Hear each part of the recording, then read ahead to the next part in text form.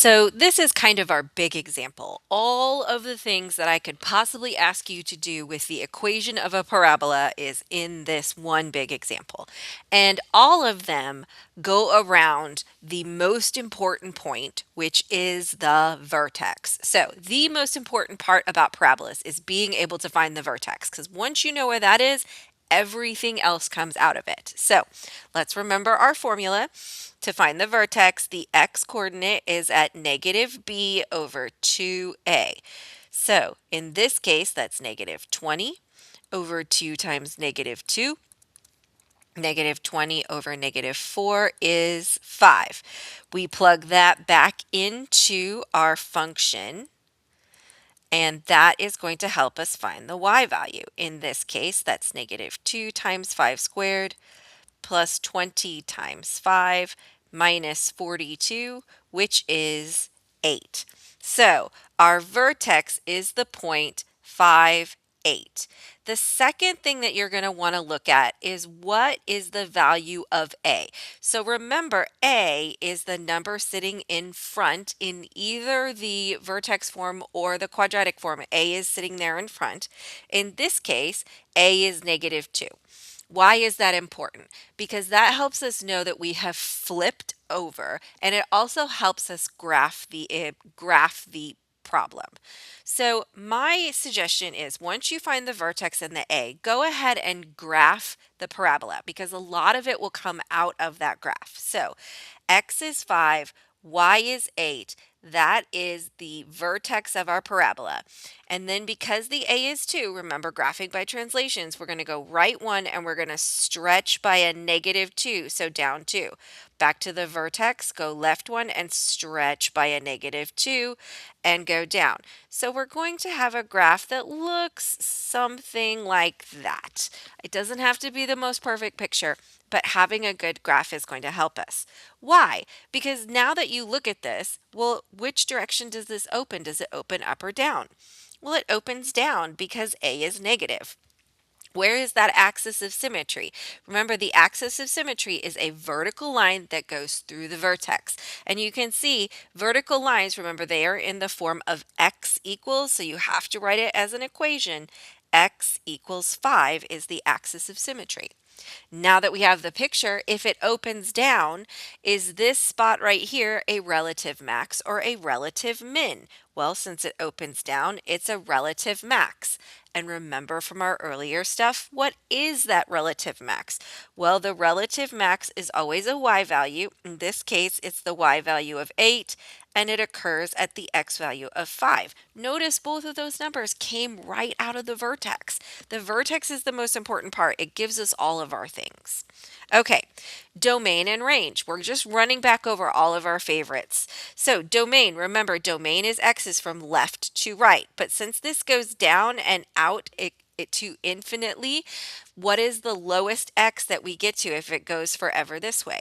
Well, it's negative infinity. And if it keeps going forever this way, we also have a domain of positive. We have an ending of our domain of positive infinity. So domain on this one isn't very exciting. What is going to be a little bit difficult every time is range. Remember, range is y's from bottom to top. So we're going to start down here at the bottom. And remember, this thing goes down forever. So what is the bottommost y that we're going to get to? Well, that's going to be negative infinity. And then we have graph, and we have graph, and we have graph, and we have graph. And where is the tippy top? Oh, it's right there. And what is that y? Well, that's 8. Hey, look at that. That's the y value from the vertex. That is not a coincidence. Everything comes out of the vertex.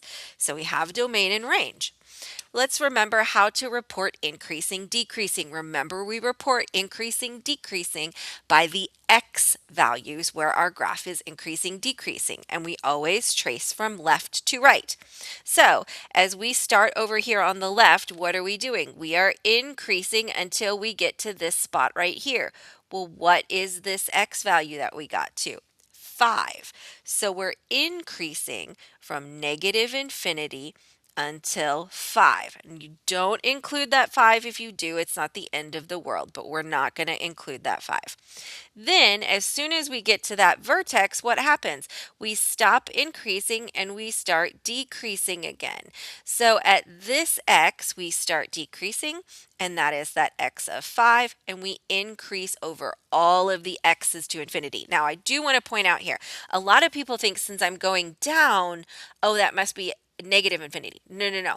It's that you're going down, but you're also going out. And we're not talking about the y that we're headed to. We're talking about the x's. And what x is this direction? It's positive infinity. So that's a little bit of a tripping point that a lot of people struggle with. So just kind of be aware that when you're talking about increasing, decreasing, remember we are talking about x values.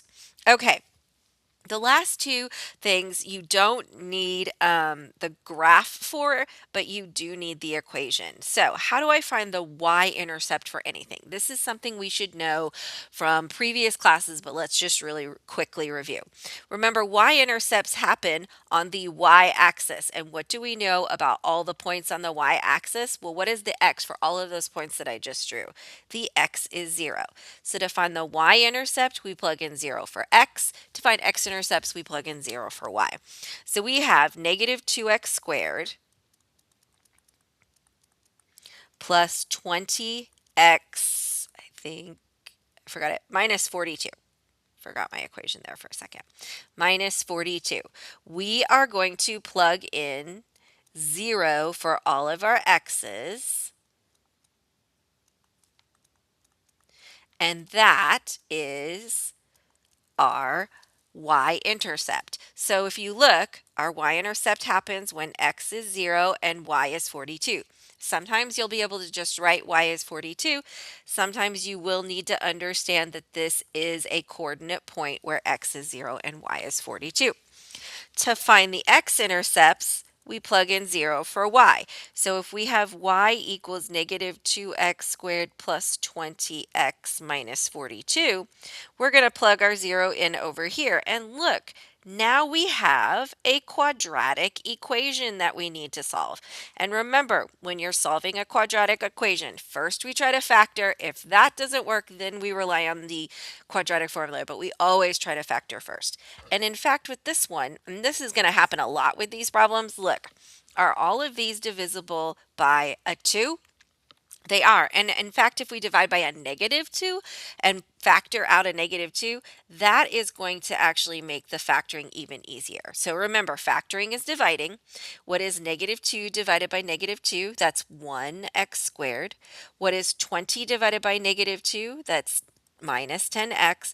What is negative 42 divided by negative 2? That is 21.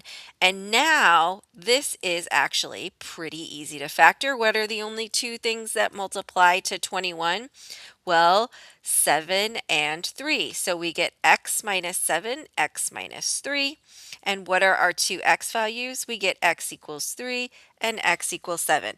So we actually have two x-intercepts. We can sometimes write them as just x equals, and sometimes we do have to remember y was 0. That's how we got here. So 3, 0 and 7, 0 are the two xy coordinate points that we will put our x-intercepts at. This is literally everything I could possibly ask you about a parabola at this point. So if you understood all these steps, we are doing really well.